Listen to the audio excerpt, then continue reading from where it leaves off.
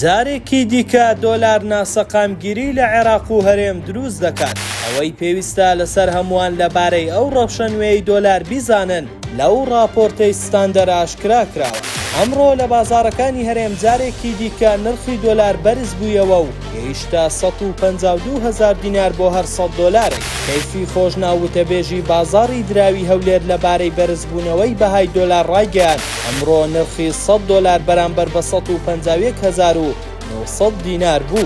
لە کاتێکدا دوێنێ لە کاتیکردنەوەی بازاڕەکاندا نرخەکەی بە 150,750 دینار بوو. لەبارەی هۆکاری بەرزبوونەوە کە ڕایگەیاند، یەکێک لە هۆکارەکان ئەوەیە حکوومەتی عێراق بەردەوام هەڕەشەی ئەوە دەکات کە لە دوای سەری ساڵەوە دۆلاری کاش کەمتر دەخاتە بازاڕەوە کە کاریگەری لەسەر زیاتر هەڵگرتنی پارەی کاش کردووە لای هاوڵاتیان.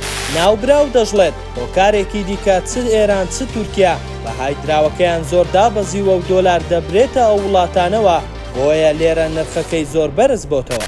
جێی باسا لە ماوەی ڕابردوو حکوومەتی عێراق لە ڕێی زیاترکردنی فرۆشتنی ڕۆژانەی دۆلار و دابەزاندنی بەهاکەی هەوڵی داوە نرخی دۆلار لە ئاستێک ڕابگرێت. لە ماوەی ئەم ساڵیش تاوەکو ئەو ماوەیە سەرکەوتوو بوو.